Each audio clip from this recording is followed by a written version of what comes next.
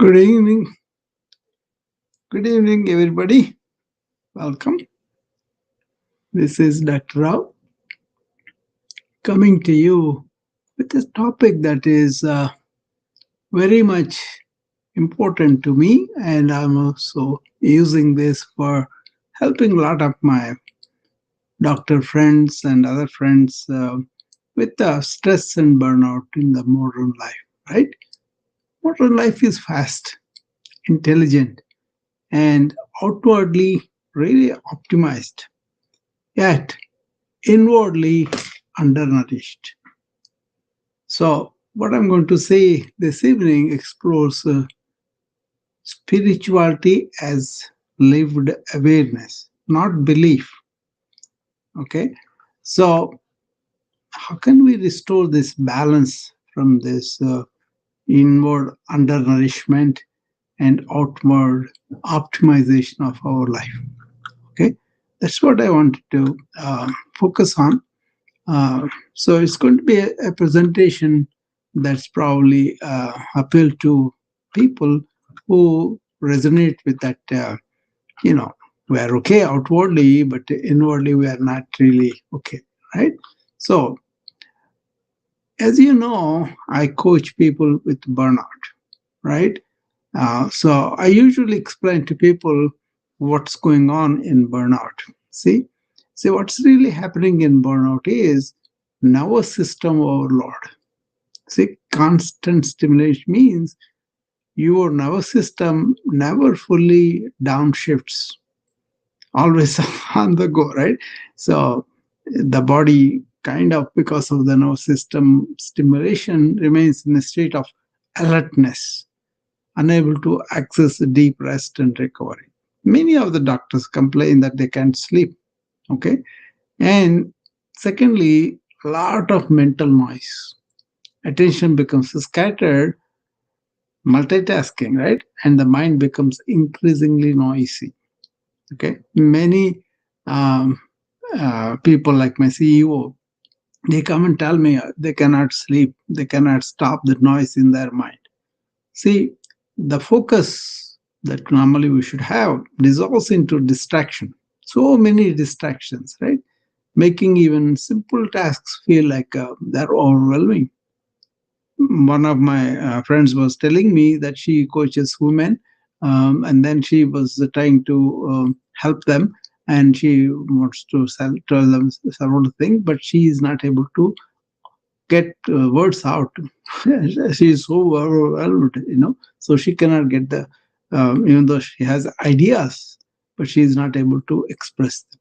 Okay, so as I said, what is really happening in burnout is this nervous system overload and mental noise. And third one is identity fusion.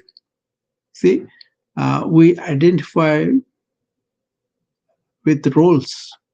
I can I have my performance. That's basically what the modern society feeds us.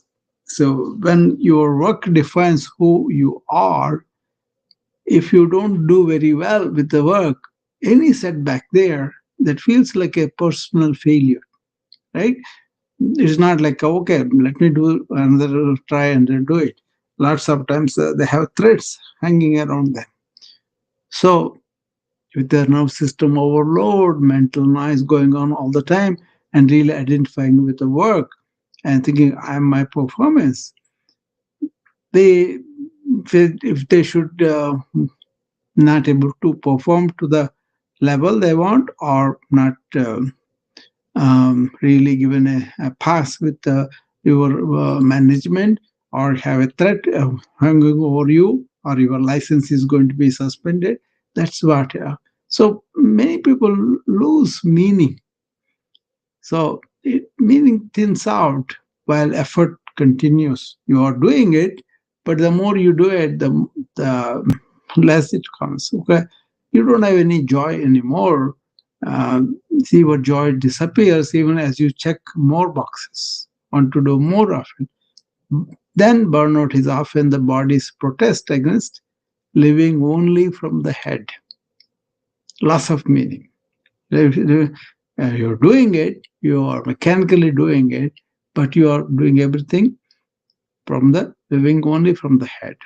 So that's why a lot of people lose meaning and then they feel overwhelmed, right?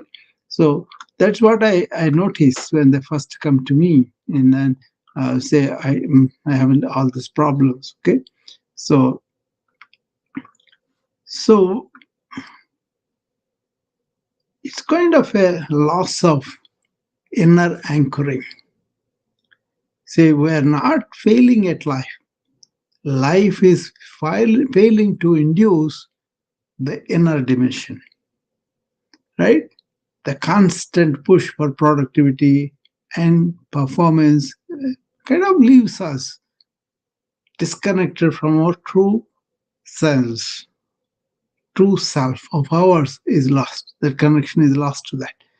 So when we live only from external demands, we lose touch with the quiet center that provides stability, meaning, and genuine rest. So this disconnection manifests as chronic stress, exhaustion, and a sense of emptiness.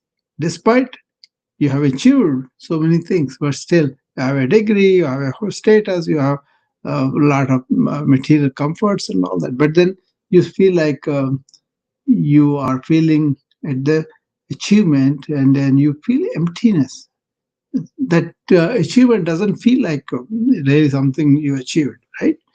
So that's what I kind of saw many people do that. Okay. So once you understand why you are burning out and what is the actual state of it, you may not be able to really say, okay, I'm going to bring it back, but you don't know how to do that. You can do stuff outward, but inwardly, you don't have any idea how to find meaning, how to find purpose, and all that. So as we see, religiosity is not what I'm talking about. It's not belief based, it's something religious. I'm not talking about that. I'm talking about spirituality. How we define spirituality here is direct inner experience. Okay? So, spirituality equals to direct inner experience of awareness. It's not a belief system, not rituals, not dogma, but lived reality. That is in the present moment truth, a lived relationship with the presence, silence, and truth. It is experiential, not ideological. Okay? You don't have to believe something and say, this is the only way I'm going to be. No, it is experiential. How much do you feel inside, experience inside? And spirituality is the inner self beneath all the thought made things. So when you return to that real essence of yourself, beneath the thought and all the thoughts, religiosity can be cultural, but spirituality is interior reality. So key insight here should be spirituality is experiential, not ideological. It requires no particular belief, only willingness to look within, feel within, intuit within. That's kind of thing. Okay. When you see that, then you say, okay, mm, I know my experience. This is real, not what your imagination says, not what your bookish knowledge says. No, what is that you see yourself in the mirror of life. Okay, when you see that, that makes a lot of difference for you. Okay, so why does modern society needs spirituality of this kind, where you look within and find out your reactions and all that? Because we have a lot of speed in life without any stillness. So, speed without any stillness, and then you're worried, you're constantly concerned, that becomes the suffering. We have upgraded our devices but downgraded our presence. That's number one cause. Second cause is there's so much information without wisdom. So, information without wisdom becomes the overwhelm. Data floods in, innumerable data points. but understanding and discernment disappear. No insight of that, and then carrying only the insight. All this constant feeding of data is not good at all. So, information without any wisdom. Then we are productive, but that has no meaning. Productivity without meaning, that becomes the burnout. You are constantly working, working, working, but doesn't make any sense to you, doesn't make any meaning for you. So, achieving more while feeling less alive, that creates a hollow existence feeling, right? And then lastly, if you are thinking, thinking, thinking, that thought, the whole experience of thought without awareness, that becomes actually anxiety. Thought without awareness becomes anxiety. The mind runs on autopilot, creating worry and worst case scenarios. This is very relevant with me because I have seen this in my friends, in my family, in my patients all the time. I'm still seeing because they only come when they are really, um, you know, becomes overwhelming. But I talk about this in so many classes and they listen, this is very good, but they fail to do this somehow. So this stress is basically an identity problem. Okay, role becomes our self. When I become my role, everything feels high stakes. Every challenge threatens my very identity because I identified with my role. No, don't do that. Okay, and then your thoughts become your reality rather than, while thoughts, while I become my thoughts, fear becomes our reality. Mental stories feel like unchangeable truth, but all your thoughts are not really the facts, right? And then your emotions become storms. See, when I become my emotions, waves become storms, all the emotional waves. Feelings overwhelm and control our behavior, right? You are fearful, you are anxious, you are hating something, you are having angry about that. All those emotions become your storms. And then awareness, if you be aware of your inner energy, that kind of reroutes your identity. Spirituality of awareness reroutes identity in awareness itself. You discover you are larger than any temporary state. Let them come and go. Okay. So you're not the storm, you are the sky. In the sky, storms happen, but they pass. The sky remains all the time stable, right? This shift in perspective, that changes everything. When you identify as awareness rather than content, peace becomes possible even amid the difficulties. That is what I was saying. Externally, we could have so many things going on that may be giving a lot of concern. But when you're, really peaceful within, you can approach anything very easily, right? So that's what I wanted to point out to people. Why the spirituality is such a big deal. Okay.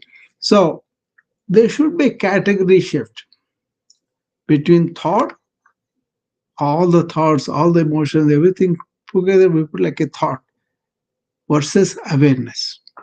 If you use thought as a tool, then it's useful.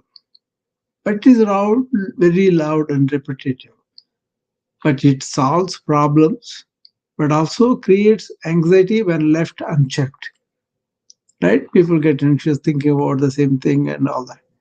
So awareness is the space in which thought appears. It is the silent witness that observes all the thoughts without judgment.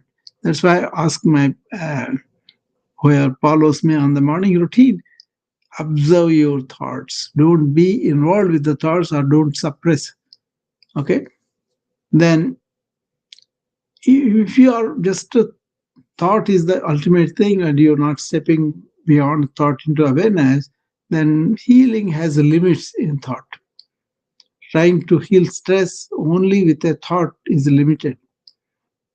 You cannot think your way out of a problem created by thinking, right? So it is said, if a thief is mistaken as the police and you go and tell him that somebody stole your wallet and the thief stole the wallet, and you are mistaking him as police, and he's not going to solve your problem. That kind of thing. So it is the awareness that restores your choice, restores choice, and respond. Don't react.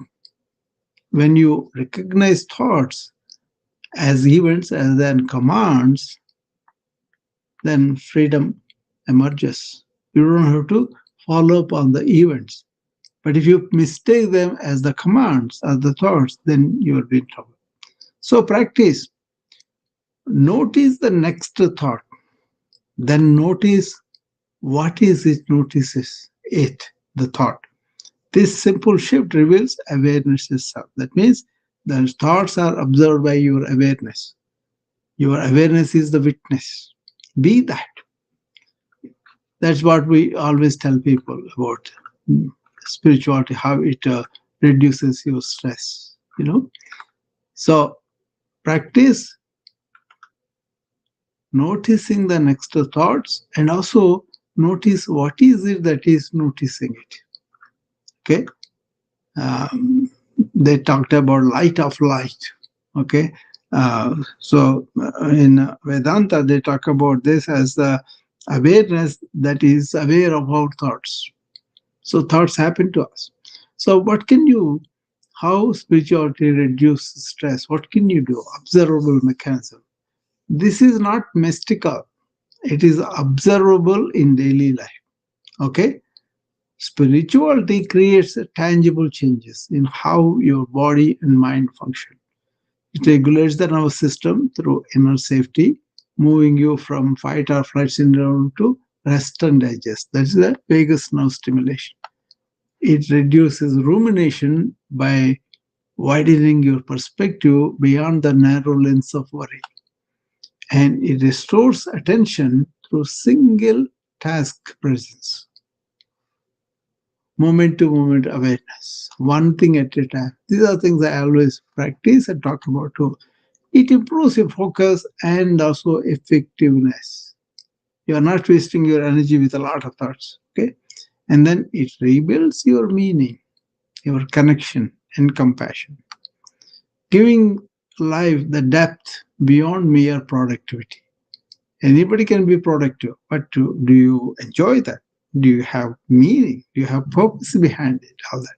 So these benefits, they accumulate over time. They create resilience that supports you through life's inevitable challenges. Any challenges come, that you are resilient because you are not reacting that easily. You are kind of taking a pause and responding to the challenges. Okay, that's what I do. That's what I'm trying to tell you. So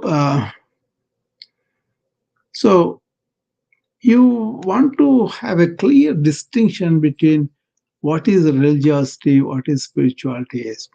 See, religiosity, it may help some people by praying, by doing some things, but may not help also.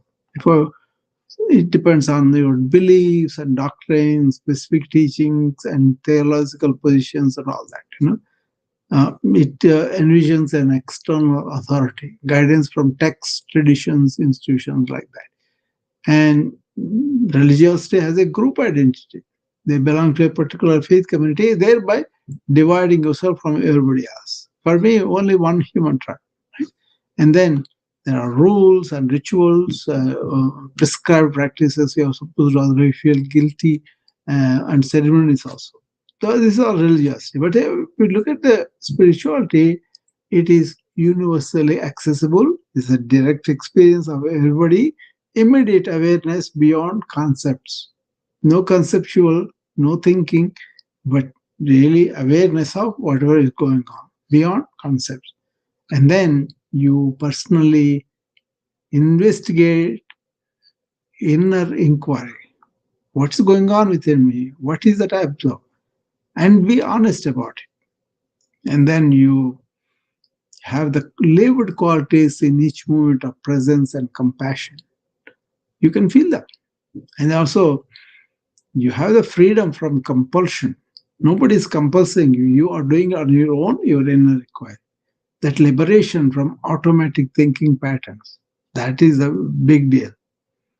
Okay. Many doctors I point out and they accept, oh, yeah, this is cyclical thinking, constant automatic thinking is going on, and these patterns are reinforcing themselves. So that's why practice being quiet, practice being where all the thoughts are not given more thoughts, and you're more in the awareness rather than thinking process. Use the thought for something work you do, but don't dwell on them.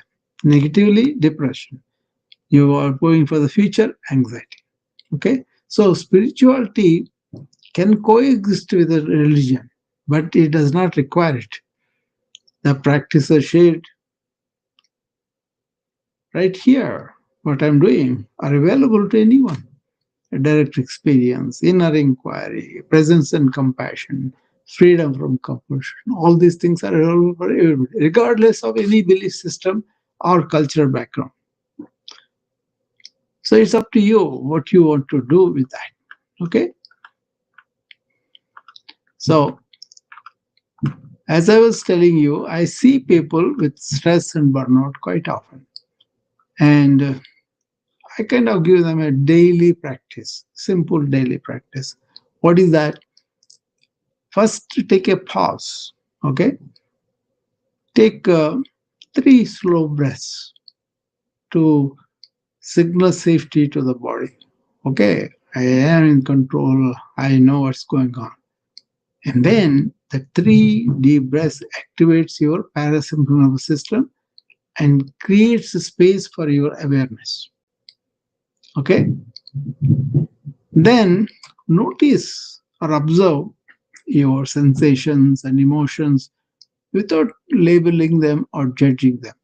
Simply feel what is present without needing to change it, whatever is going on. Then bring your attention to the presence within, awareness within, that space that notices everything, that space that notices everything. Rest at that just for one breath and do the next right thing. Slowly, fully present. Let awareness inform you, your actions, rather than operating on autopilot. So usually people just like that, automatic, right? Don't do that. Try this between meetings or during transitions. 3 deep breaths can take you a long term. Okay.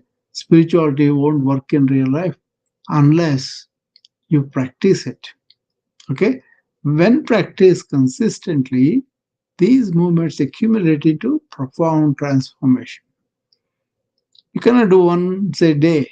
You get to keep on repeating this. So when the world speeds up outside, return to the one who is aware that speed. From that still center, life becomes workable again. So you're not perturbed, you are not disturbed, just like that for everything. And then you come from that stability, the balance. That's not a perfection. It is an inner steadiness amid change. You have the change going on, but you are steady. Okay? Hopefully that made some sense to you. And actually, this is my daily work. That's why I'm so eager to share with you guys, see what is going on. Okay. So, any thoughts on what I said?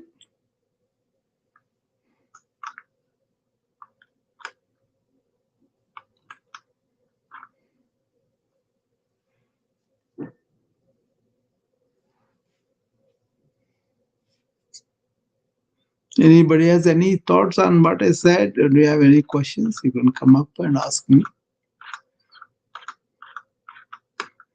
This is something done on not this fast, but then just easing them into where they are and to where they want to go with their burnout and stress, and how they want to empower themselves or develop that resilience that helps them to go into high performance and in a flow like manner, and not really this is like a new competitive urge. I give them purpose driven action. I make them realize they have a clear mind every day, and they have a calm nervous system because of that.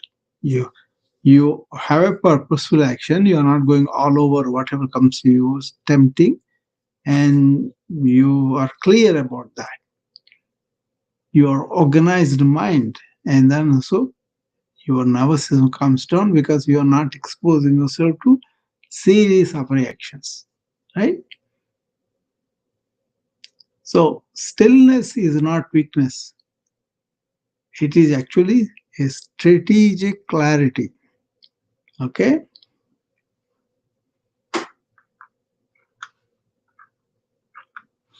Even in my wellness approach, I say proactive awareness wellness, right? That really helps them to understand. My friend Peter comes.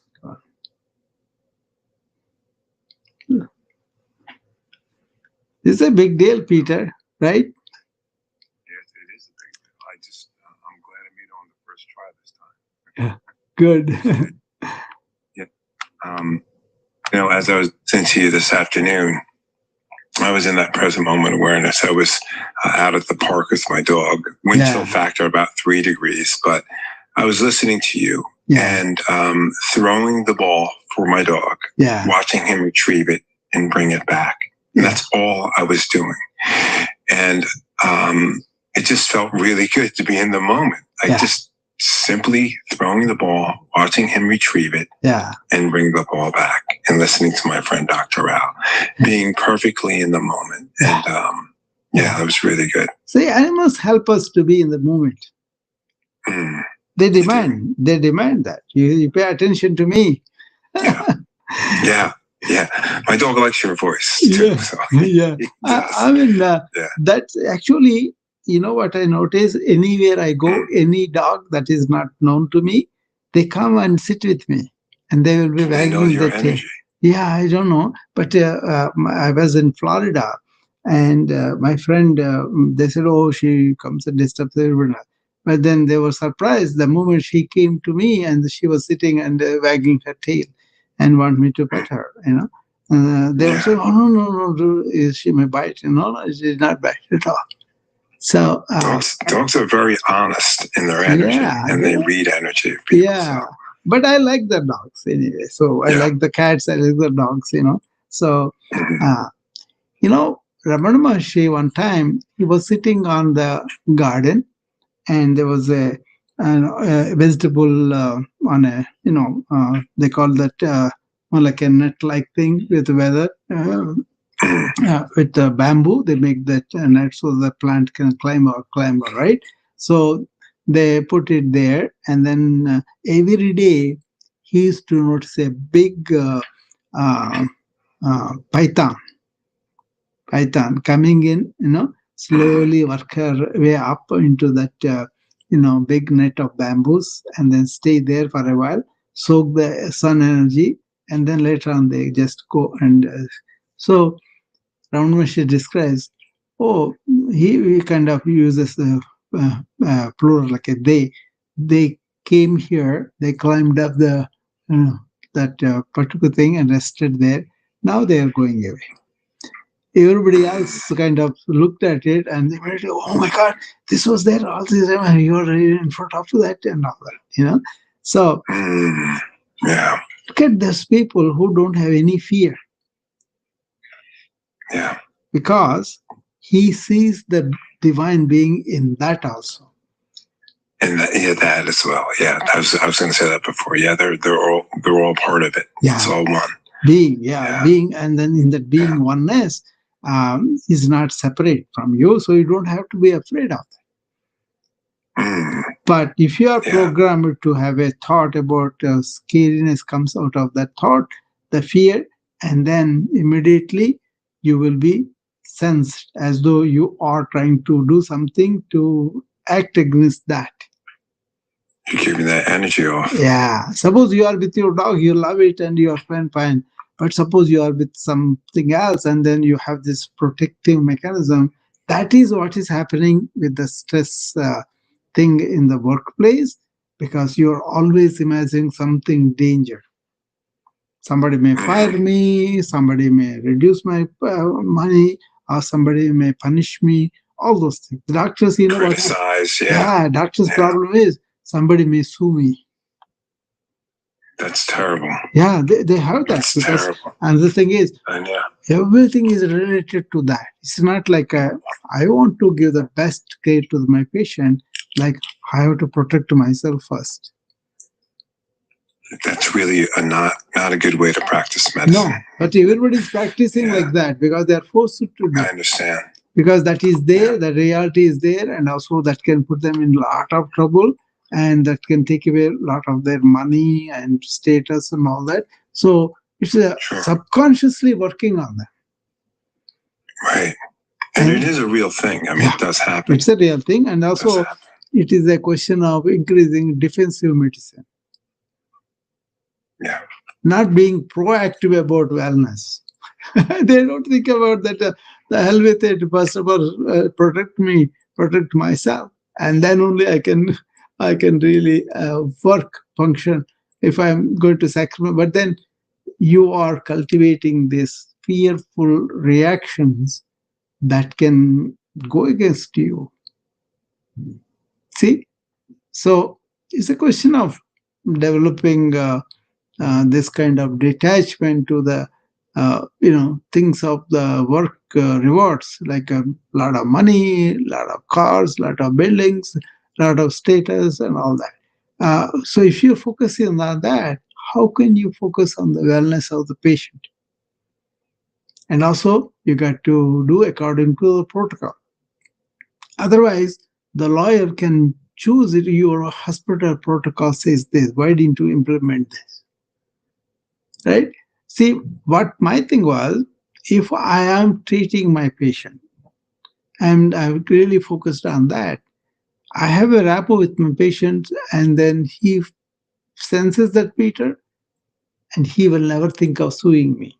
Even if I do an honest mistake, as long as I admit it and apologize and I didn't mean to harm the patient, patients forgive you, and because they are in love with you.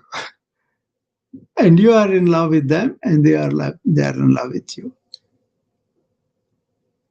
That human factor is very important, but that we are losing it because of all these laws, all these insurance companies, all these pharmaceuticals, so much bureaucracy, so much of administrative interference in the patient physician relationship.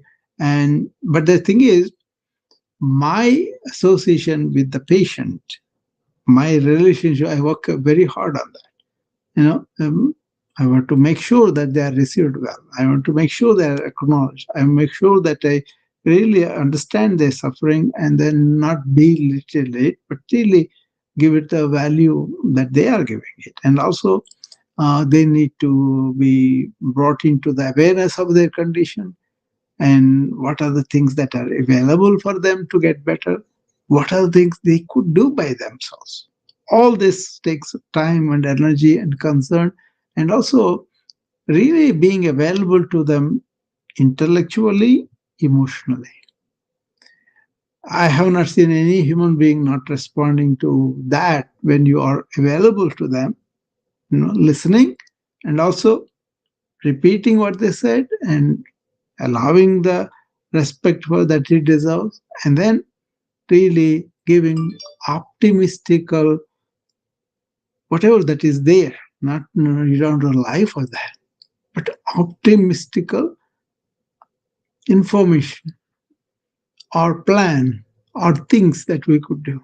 Or at the end of it, if suppose they are really dying and then they don't have any real uh, hope, and you could work to make them accept that somehow, somewhere, our life will end, right? But you don't have to be really give unrealistic expectations. They like that when you respect them like that, right? That's what happens. I was thinking of Melissa and she appears. She must be listening to me. Right, Melissa? I was listening to you, Dr. Rao. Yeah. I was thinking about what you said about taking 3 breaths and Yeah. how it's a signal to our nervous system Mhm. that we're safe. And it makes me think of, like, there's this thing that I do with my kids every morning, part of our morning meeting, Mm. and different kinds of breathing strategies that I let them choose from, but we always do 3 of them. Yeah. And I was just like, my brain made that connection. I'm like, oh my goodness, I'm letting them know that they're safe by doing that. And I didn't even realize that was something that I was doing. So that's what, when you take these 3 breaths, it's a signal Mm. to your system that you're safe. Yeah, that's it. Because let me come to that. I'm getting my something here.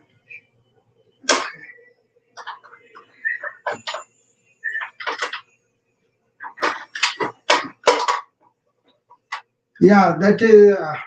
How do you want to make sure is that you are taking a posture where you are upright, sitting, right, and that way diaphragm can move freely out, down and up, right, and also you take deep breaths through the nose and make sure your lungs are going down and pushing the abdominal wall out. That means full inhalation, basically, right? And then they will really appreciate that as you are breathing out. That is where the relaxation really happens. That prolonged breathing out really stimulates the vagus nerve, the parasympathetic nervous system. That is the one which calms the nervous system, right? Well, thank you. That's great. I didn't even realize that I was helping the kiddos to feel safe. I mean, I always feel better after I do it, but I didn't realize Yeah. that it was helping them They- to realize that they're in a safe place too. Yeah. So They I see just when think you are that's awesome. when you are thinking I'm in danger, then the sympathetic nervous system kicks in, right? This is I'm in danger, so I have to fight or flight. But what we are saying is we are safe. That's why you can rest and digest. That's very cool. Yeah. Well, thank you for sharing that with me, Dr. Rao. Yeah. I am going to continue to do that with my kiddos and hopefully help them to realize that they're in a safe place. Yeah. I love that. Thank you. I'm doing this spirituality as a basis because a lot of people, how they feel in the spirit is the thing. It's not about belief. It's not about bringing so much more information. It's about what are you? How are you feeling inside? Are you safe? Are you comfortable?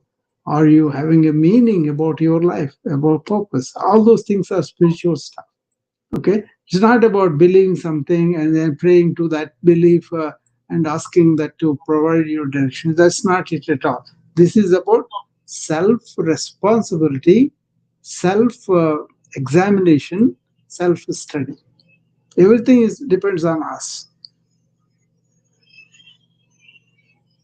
But misidentification with work, misidentification with who we really are is the essence of our problem in modern life. We a lot of out there are a lot of things were optimized, but when it comes to inward, we don't have the nourishment. We are undernourished, right? No, absolutely. Absolutely. I wish I could get my students to focus inward more than they do, but Yeah. you know, there's so much competition No, with the outside some stimuli that schools it's are hard doing for that. them. Some schools are doing that, Melissa. What they are doing is they want the kindergarten also. This is okay, just cool and relax, and then just a quiet time.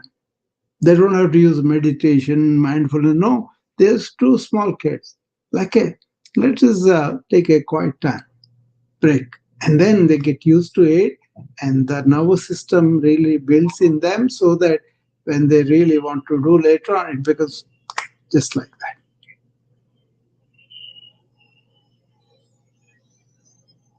Yeah, I wish I mean, we have no control over anybody else but ourselves. So Yeah. I'll just keep modeling. Yeah, it is something that we could do it. We could demonstrate to the kids, and then let them pick up on our being quiet in the presence of so much turmoil going around us in any situation. It could be inspection, it could be something of a test, or it could be some economic mess or climate mess. So many things come at us, right? That is how, when we display that stillness within and operating from that, that will be very influential on your students, Melissa. On your children also, on anybody, right? Suppose I'm not being quiet and I'm kind of getting rattled with everything. How would you be influenced by me telling all this? Maybe their intellectual arguments good, but you would see how you respond to things as you see the crisis, as you respond, everybody else notices that too. And actually, that's good for your health because you are not allowing this tremendous storms of stress and burnout causing so much of stress hormones within you. So your metabolic health is affected by your inner reactions, and that's why let the reactions pass. Don't react to them, and don't really take them too serious. Yeah, I hope I'm making sense to you guys.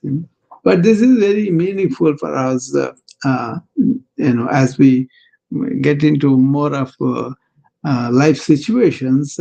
This comes into real aid for us, right? So this is actually pretty big deal in a lot of people who have, um, you know, uh, situations come and they discover the strength within. That is the inner resilience I talk about, and they cling on to that, and that becomes more and more with them. So that's why understanding the distinction between religiosity and spirituality, understanding how burnout or stress pathology happens within us, and how we don't have inner coherence, inner anchor, and building up that inner anchor, not according to somebody. You don't look for somebody approving your things. No. What about what is happening within you? How are you really handling it? How honest you are, how you are facing that. That depends on that. So this is like I just gave you an introduction. Like this is a big talk I'm planning, and uh, it will be done on the Zoom so that you can see um, for the entrepreneurs and also for my retreat. There are talks will be presented in the retreat also, so that the idea is whoever is coming have to retreat from the regular, not because you are living, that doesn't mean that is the right. And you may not be knowledgeable about that or knowing about that or not slowing enough to slow it down and then know it, what's going on. Are you in thought all the time? Or you're in the awareness, and that awareness which really experiences thoughts. So that witness of the thoughts, how much have you developed as the inner anchor? Otherwise, thoughts will take you all over. That is what usually happening in the modern society. People think, but they don't stop and say, what is that I'm thinking? What are these thoughts? How am I reacting to them?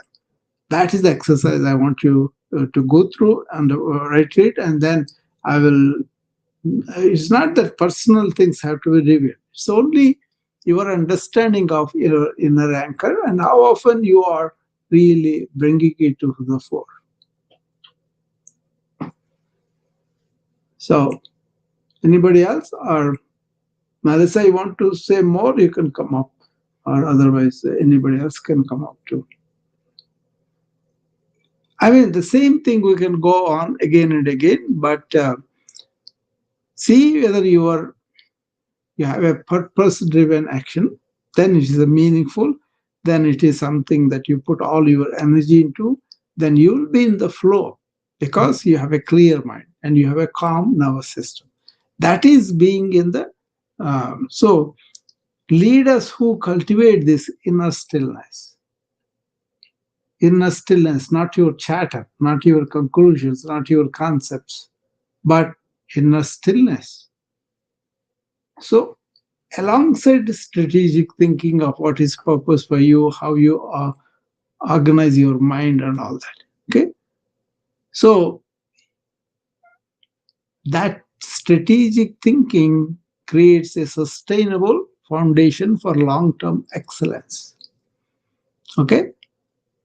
So these leaders, they make better choices, decisions, and they build stronger teams because they are displaying uh, a lot of these inner stillness qualities, and they avoid the burnout cycles that really derail talented professionals. People are very clever, very intellectual, very conceptual. They have gathered a lot of information about the job, but if they don't cultivate this inner anchor, that's when the talented professionals also they kind of derail. See, this is about not becoming less ambitious or drives. It's about redirecting the drive. You can have drive. You can redirect the drive through a nervous system that can sustain the drive, and a mind that can channel it with precision. Stillness is not weakness, it is strategic clarity. Okay? This is the new competitive advantage. I want to give you that uh, to get the competitive advantage just by going inward and finding out what's going on there. So we don't have to blame anybody or anything like that. Okay, more like it's like a performance upgrade, and then micro practice. It is a spirituality in action is a micro practice.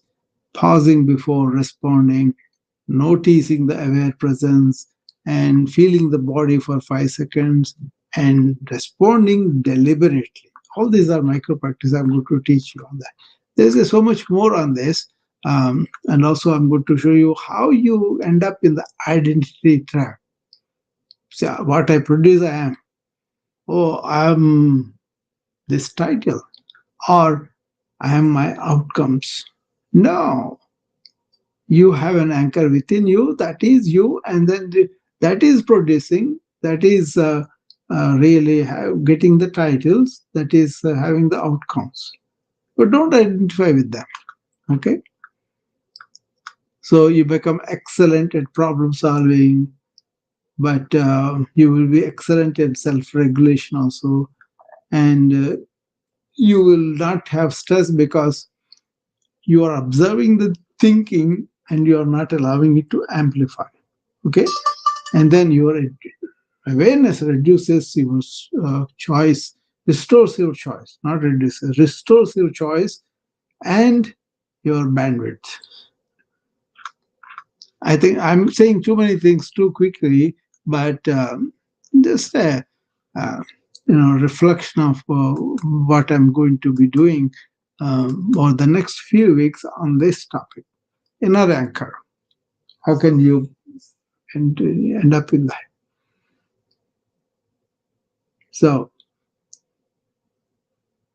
make sense? Anybody wants to come up and tell me what else you think? You can come back, Melissa, if you want to say more, or Peter. So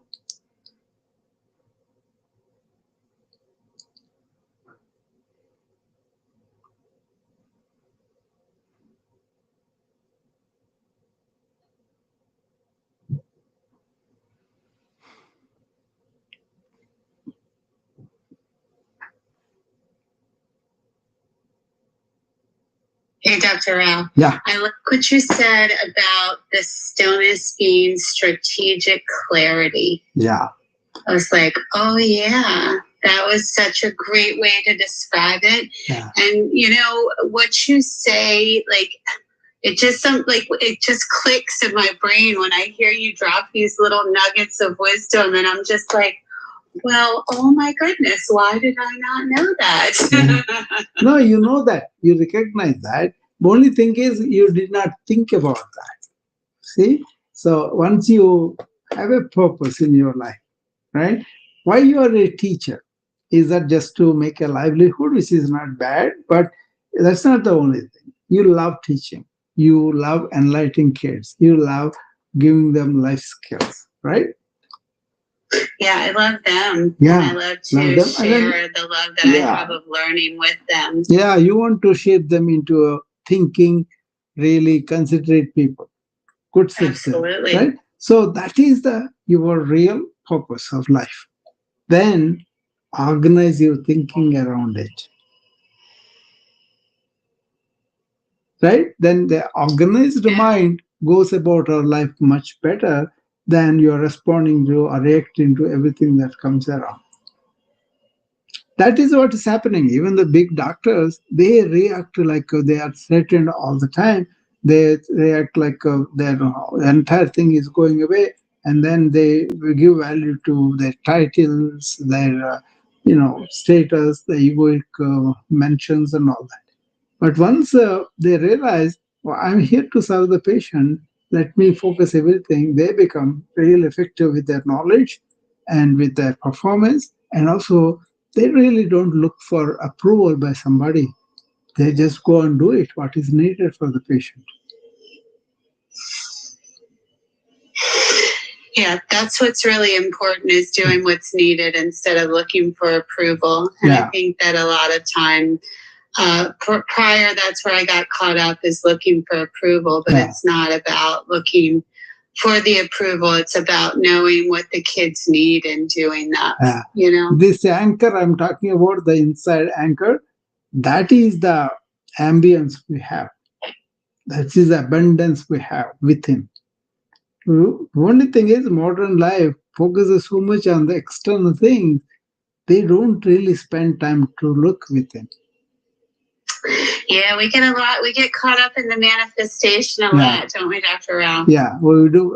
Rather than that, I mean, that's much easier now with the technology and all that. You could spend time to look inside, not in a way of, oh, I'm not this, I'm not that.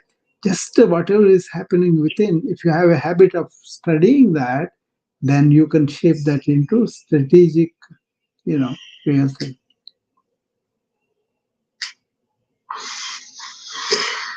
Well, I thank you again. You always make me introspective, and I like being able to connect with that stillness, like you said. Yeah, that is the real gift. Everybody has it, but then there's so much taken away by the external stuff. That's why modern working, doing is not only that is the one we have to do. It should not be that. We should combined with our inner being. Around the world, in the modern society, people are overwhelmed by doing stuff, but not spending enough nourishment for the inner being. The moment you land up in that, then your real nourishment comes from you, for yourself or everybody else surrounding you. A lot of women entrepreneurs, I train them on this. They have this, they achieve a lot, but they still feel they don't deserve it. Right? So I have to bring them back to this kind of anchoring inside. And they are much easier to do it because women are really intuitive. They can sense that very easily compared to men. Well, thank you again, Dr. Rao. You have a wonderful evening, and I appreciate you. Sure, Melissa. I'm going to have this retreat on the 17th and 18th of January. Morning 7 o'clock my time, that is Eastern, will be 8 a.m. To 10 o'clock my time, that is 11 Eastern. 3 hours on one day and 3 hours the next day. 6 hours altogether. Okay. So I'm going to send the flyer tomorrow. I think I gave it to them on Friday. They're still working on that, ready for all the information, and they will post it tomorrow. Okay. So I really enjoyed presenting this. I hope people can look into that and really get your own understanding and awareness of this, and then come back and tell me how that go for you, and then anything I can do to explain better or to expand on some things, so that you have easier time to work on yourself. Okay. This is not therapy. This is like inviting you to go inward by yourself and study yourself in real life, especially when the storms are happening around us, in us. Okay, that's what we want to do.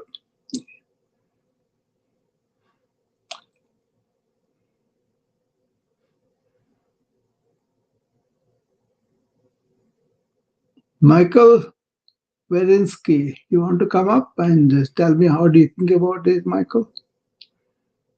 I talked to you the other day. So.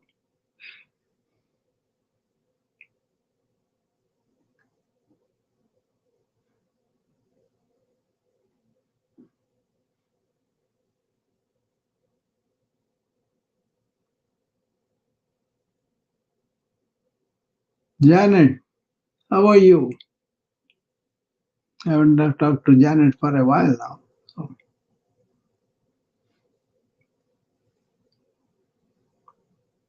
Janet should be catching this because she has been on the spiritual quest in discussions with me. And she's also not religious, but spiritual. And so I'm sure she can contribute to this discussion by telling me how she is faring now.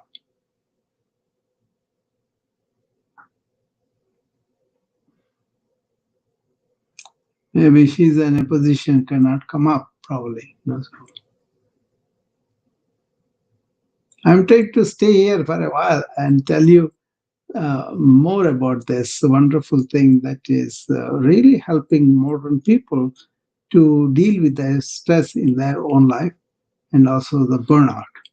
That's what I do, right? Mostly 12-week program we have for the burnout, where we take people in and we kind of assess where they are and where they want to go and how speed we can go, and then present all the resources, everything that I have that they could explore, and then really start working on their own inner interior right from the beginning. But they have to have a body free of real illness, and they have to have a mind that is silent and quiet. And otherwise, they're going to be stressed out, burned out by their own physiological changes and mental changes and all that are happening. And people are awful, they're feeling really down. They don't, they feel emotionally exhausted or physically not having enough energy. They cannot go into the deeper aspects of this. So I got to take them from each layer of them and then make sure they are all doing okay. And many people may be eating okay and exercising okay, and also they are kind of really paying attention to their emotions and relationships. But many people are not, because one thing is this emotional exhaustion, or really not able to sleep, not able to have good health, and really get edgy, really not able to build relationship because of their problems. So we get to really assess them correctly and then direct them every 2 weeks, like one pillar of wellness. And then in between we'll be giving some exercise that you could do on a daily basis. And lots involved with the breathing, lots involved with the correct diet, correct eating, and lot involved with optimal um, uh, tension reducing exercise, both physically and mentally, and really come to a point where they can understand what is this inner anchor, how they cannot do it just like that in 12 weeks. It depends upon how conditioned they are, how much was really misinformed, how much they are hanging on to it, all that, right? Then they will be on a lifetime journey of discovering themselves.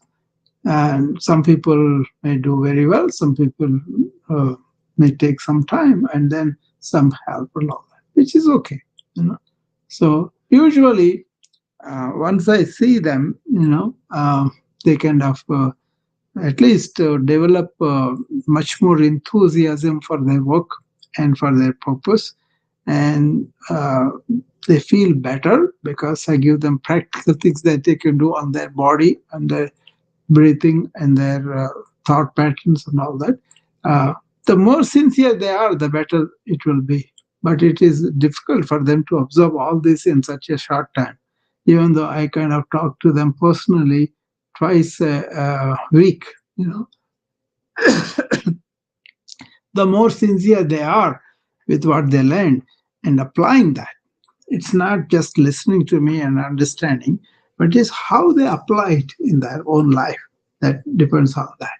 Okay, it's a big deal, and hospitals also are very much really interested to save the physicians, because each physician they lose and they have to rehire.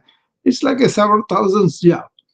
Say, so that is why they kind of want to spend big money on getting the physicians back to this one. But then hospital also has to change a lot of things, and sometimes they may not be able to, because everything is connected with the revenue or the administration and hospital policies and so much. So they cannot transform just like that. But they can invest in the wellness of their physicians or nurses, because it's very difficult to hire them all the time. Okay.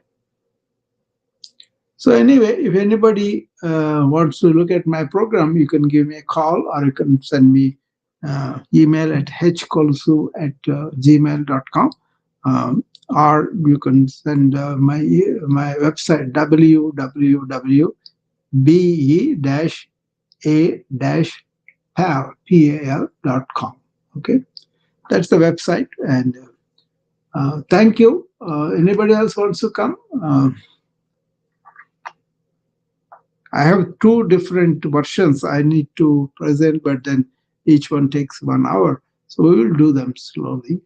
Meanwhile, munch on what I was saying about inner anchoring, turning inward, paying attention to getting organized in your thinking, and go and working in flow and not generating your stress by your own reactions. All these small things you can do slowly, and then you'll feel much better by going through them. Okay? Just you're talking to each other and then exchange concepts is not going to do that. You got to turn inward and find out yourself without any judgment, and then observe that going on during their life, and then get out of that. Okay? You are the sky. The clouds are going, the thoughts are like clouds going within you. Okay? So they happen to you. So you can give complete identification, or you can really get out of that kind of thing. Okay? Hopefully you'll find that inner anchor and inner peace and joy, and hopefully you will come with some questions to me. Okay? Thank you. Bye-bye.